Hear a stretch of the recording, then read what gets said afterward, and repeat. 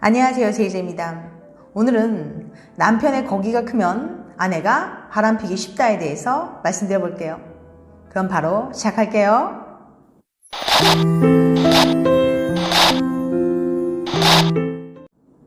남자는 결혼하면 살이 찐다. 진짜? 결혼하면 살찐다는 얘기 들어보신 적 있죠? 적어도 남자에게는 근거가 있는 얘기인 걸로 보입니다. 영국에서 8,729명을 추적 조사한 결과 결혼한 남자들은 비혼 남보다 1.4kg 정도 체중이 더 나가는 것으로 나타났어요. 특히 아기가 태어난 직후 몇 년간 체중이 불어났고 이혼 시기 전후에는 줄어들었어요.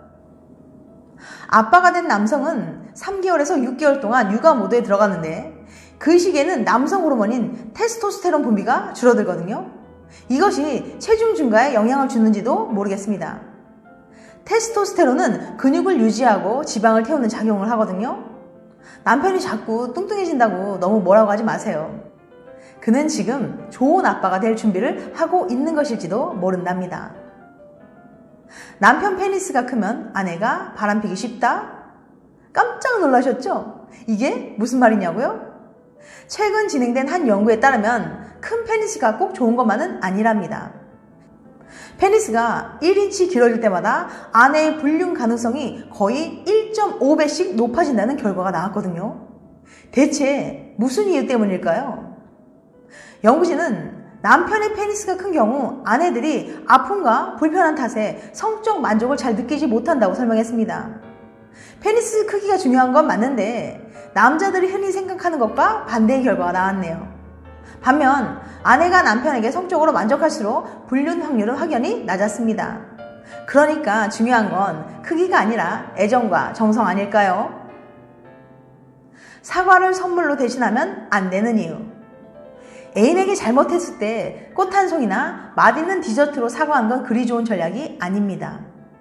선물보다 진정한 사과의 말을 건넸을 때 더 쉽게 용서받을 수 있거든요. 영국 노팅엄 대학 연구팀은 온라인 쇼핑몰에서 부정적인 후기를 남긴 고객을 대상으로 3가지 방법을 통해 사과한 뒤 어떤 반응을 보이는지 알아봤습니다. 첫 번째는 진정성 있는 대화, 두 번째는 적은 금액의 보상, 세 번째는 큰 금액의 보상, 그리고 그들에게 부정적인 후기를 삭제해 줄 수 있냐고 물어봤죠.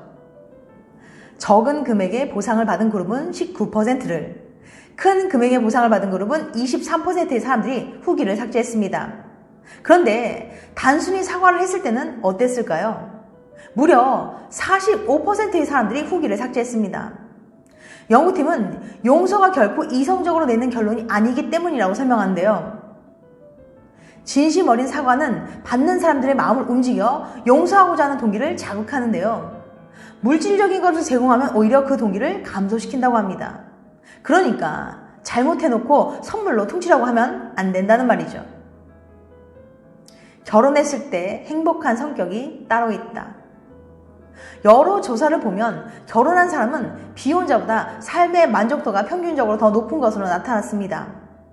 보통 중년에 접어들면서 삶의 만족도가 뚝 떨어지는데 이때 결혼이 만족도 하락을 어느 정도 보완해주는 효과가 있거든요. 그런데 똑같이 결혼을 해도 더 행복한 성격이 있고 덜 행복한 성격이 있어요. 이때 중요한 성격 요인이 바로 외향성입니다. 외향성은 배우자를 포함한 타인의 교류를 적극적으로 추구하는 성향이에요. 독일에서 2,000명을 대상으로 8년간 추적 조사한 결과에 따르면 외향적인 남성들의 경우 결혼한 지 4, 5년이 지난 후에도 결혼 생활에 만족하고 있었어요.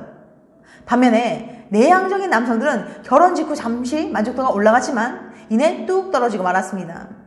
심지어 결혼하지 않은 사람보다도 삶의 만족도가 낮게 나타났어요. 그런데 이상하게도 여성은 반대예요. 내향적인 성격을 가진 여성이 결혼 생활에 더 만족한다고 답했거든요.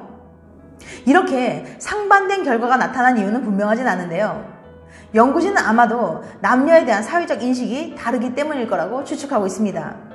물론 연구는 경향을 보여줄 뿐이랍니다. 개개인에게 일괄적으로 적용해서는 안 된다는 거 알고 계시죠? 부탁할 땐 나쁜 결과를 강조해라. 애인에게 무언가를 부탁할 때 그 부탁을 들어주지 않았을 때 생기는 부정적인 결과를 강조하는 게 좋습니다. 버지니아 대학 알린 추 교수와 노스웨스턴 대학 키스 머니건 교수는 타인에게 도움을 받으려면 어떻게 부탁을 해야 가장 효과적인지 알아보고 싶었어요.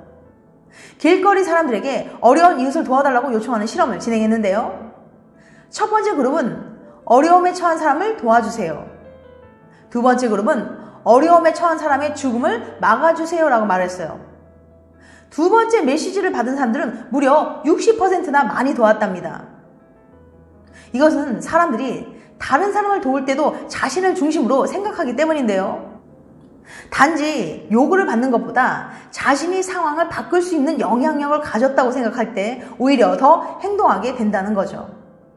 애인에게 게임 좀 끊어 라고 말하기보다는 게임 때문에 다투는 일 없게 해줘 라고 말했을 때 애인이 더 노력한다는 사실 기억하세요.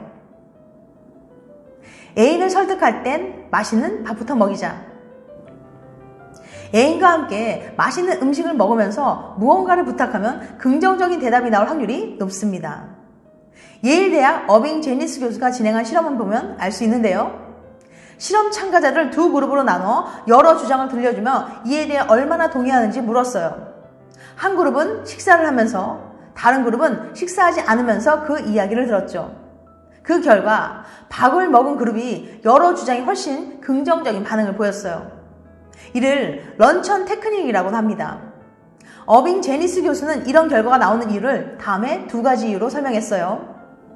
첫째, 맛있는 음식을 먹으며 생기는 쾌감이 그때 듣는 이야기나 함께 있는 상대에 대해 긍정적인 반응에 영향을 주기 때문이에요.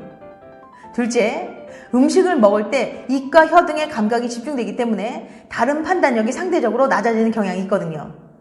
그래서 비즈니스 협상을 할 땐 주로 좋은 곳에서 식사를 하죠. 애인이 어떤 부분에서 아주 단호한 입장이라면 맛있는 밥을 먹이면서 회유해보는 것도 방법이겠죠. 나중에 생각이 바뀌었다고 할 수도 있으니까 서약서 받아두는 것도 잊지 마시고요. 똥차 가고 다시 똥차가 올 수도 있다. 똥차 가고 벤치 온다는 말에 무작정 다음 연애는 좋을 거야 라는 기대감을 품고 계신 분들, 토론토 대학교 심리학 연구팀에 따르면 사람들은 보통 비슷한 성격의 사람과 반복해서 연애를 하게 된다고 하거든요. 322명의 참가자의 연애를 장기간 관찰한 결과인데요. 그들이 이전에 만났던 애인의 성격과 현재 만나고 있는 애인의 성격을 심리학계에서는 가장 많이 사용하는 빅5 성격 검사로 측정, 비교해 봤더니 5가지 척도인 개방성, 성실성, 외향성, 진화성, 신경성이 모두 유사했다고 해요. 새로운 경험에 얼마나 개방적인지, 목표를 두고 얼마나 성실하게 노력하는지, 얼마나 사교적이고 협조적인지, 평소 불안이나 우울을 얼마나 잘 느끼는지 등을 두고 보니까 거의 비슷했다는 거죠. 성격이 잘 안 맞는다면서 헤어지고 새로운 연인을 찾는 경우가 많은데 조금은 충격적인 결과죠. 연구팀은 이런 결과를 사람들에게 기본적으로 끌리는 연애 상대의 성격에 있기 때문이라고 설명합니다. 이전 연인과 성격 차이 때문에 헤어졌다면 다음 연애 상대를 찾을 땐 혹시 비슷한 성격을 가지지 않았는지 한 번쯤 점검해 볼 필요가 있겠네요. 지금까지 남편의 거기가 크면 아내가 바람피기 쉽다에 대해서 말씀드렸어요. 다음엔 더 재밌고 유익한 영상을 찾아뵐게요. 끝까지 시청해 주셔서 감사합니다. 다음에 또 봬요. 안녕.